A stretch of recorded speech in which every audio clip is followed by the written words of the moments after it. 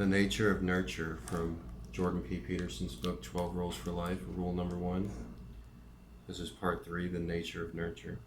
It is a truism of biology that evolution is conservative. When something evolves, it must build upon what nature had already produced.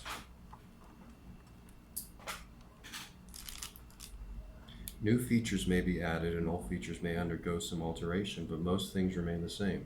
It is for this reason that wings of bats, the hands of human beings, and the fins of whales look astonishingly alike in their skeletal form. They even have the same number of bones. Evolution laid down the cornerstones for basic physiology long ago. Now evolution works in large part through variation and natural selection. Variation exists for many reasons, including gene shuffling, to put it simply, and random mutation. Individuals vary within a species for such reasons. Nature chooses from among them across time.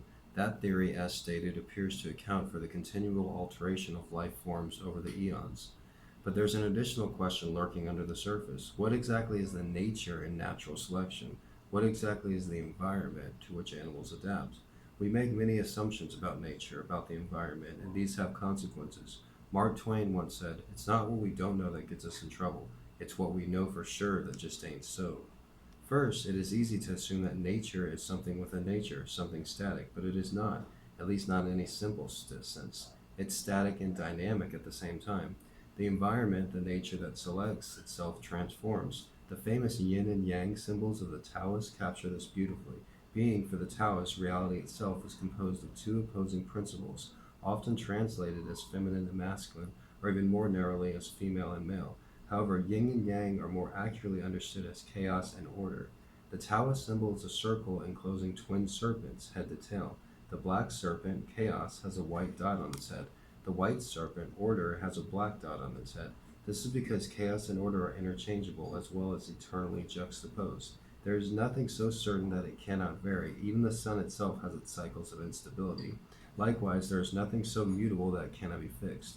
Every revolution produces a new order. Every death is, simultaneously, a metamorphosis. Considering nature as purely static produces serious errors of apprehension. Nature selects. The idea of selects contains implicit nested within the idea of fitness. It is fitness that is selected. Fitness, roughly speaking, is the probability that a given organism will leave offspring or propagate its genes through time. The fit in fitness is therefore the matching of organizational attribute to environmental demand. If that demand is conceptualized as, I'm sorry, it's hard because there's junkies outside my door that just like reading, and people that read. They don't work, they just live off the government and sell drugs and make noises outside my window. It's pathetic. If I had a gun, I'd shoot them. If that demand is conceptualized as static, its nature is conceptualized as eternal and unchanging. Then evolution is a never-ending series of linear improvements, and fitness is something that can be even more closely approximated across time. The still powerful Victorian idea of evolutionary progress with man at its pinnacle is a partial consequence of this model of nature. It produces the erroneous notion that there is a destination of natural selection, increasing fitness to the environment, and that it can be conceptualized as a fixed point. By nature, the selecting agent is not a static selector, not in any simple sense. Nature dresses differently for each occasion. Nature varies like a musical score, and that in part explains why music produces its deep imitations of meaning. As the environment supported a species transforms and changes, the features that make a given individual successful in surviving and reproducing also transform and change. Thus, the theory of natural selection does not point creatures matching themselves even more precisely to a template specified by the world. It is more that the creatures are in a dance with nature, albeit one that is deadly. In my kingdom, as the Red Queen tells in Alice in Wonderland, you have to run as fast as you can just to stay in the same place. No one standing still can triumph, no matter how well constituted. Nature is not simply dynamic either. Some things change quickly, but they are nestled within other things that change less quickly. Music frequently models this too. Leaves change more quickly than trees, and trees more quickly than forest. Weather changes faster than climate. If it wasn't this way, then the conservatism of evolution would not work. It is the basic morphology of arms and hands would have to change as fast as the length of arms and bones and the functions of fingers. It's chaos within chaos within higher order. The order that is most real is the order that is most unchanging, and that is not in part necessarily the order that is most easily seen. The leaf, when perceived, might blind the observer to the tree. The tree can blind him to the forest, and some things that are most real, such as the ever-present dominance hierarchy, cannot be seen at all. It is also a mistake to conceptualize nature romantically. Rich, modern city dwellers surrounded by hot baking concrete imagine the environment as something pristine and paradisal, like a French Impressionist landscape. Eco-activists, even more idealistic than their viewpoint, envision nature as harmoniously balanced and perfect, absent the disruptions and depredations of mankind. Unfortunately, the environment is also affinities in guinea worms, don't ask. Anopheles, mosquitoes, and malaria, starvation level droughts, AIDS, and the Black Plague. We don't fantasize about the beauty of these aspects of nature, although they are just as real as their Edenic counterparts. It is because of the existence of such things, of course, that we attempt to modify our surroundings, protect our children, building cities and transportation systems, and growing food and generating power. If Mother Nature wasn't so hell-bent on our destruction, it would be easier for us to exist in a simple harmony with her dictates. And this brings us to a third erroneous concept, that nature is something strictly segregated from the cultural constructs that have emerged within it. The order within chaos and order of being is all more natural the longer it has lasted. This is because nature is what selects, and the longer a feature has existed, the more time it had to be selected and to shape life.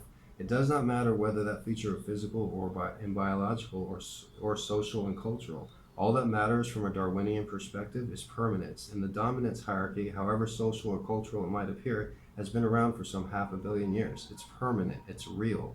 The dominance hierarchy is not capitalism, it's not communism either, for that matter. It's not the military-industrial complex, it's not the patriarchy, that disposable, malleable, arbitrary cultural artifact. It's not even a human creation, not in the most profound sense. It is instead a near eternal aspect of the environment, and much of what is blamed on these more ephemeral manifestations is a consequence of its unchanging existence. We, the sovereign we, the we that has been around since the beginning of life, have lived in a dominance hierarchy for a long, long time. We were struggling with position before we had skin or hands or lungs or bones. There is little more natural than cultural. Dominance hierarchies are older than trees. The part of our brain that keeps track of our position in the dominance hierarchy is therefore exceptionally ancient and fundamental. It is a master control system modulating our perceptions, values, emotions, thoughts, and actions. It powerfully affects every aspect of our being, conscious, and unconscious alike. This is why, when we are defeated, we act very much like lobsters who have lost a fight. Our posture drops, we face the ground, we feel threatened, hurt, anxious, and weak. If things do not improve, we become chronically depressed. Under such conditions, we can't easily put up the kind of fight that life demands. We become easy targets for harder-shelled bullies. And it is not only the behavioral and experimental similarities that are striking, much of the basic neurochemistry is the same.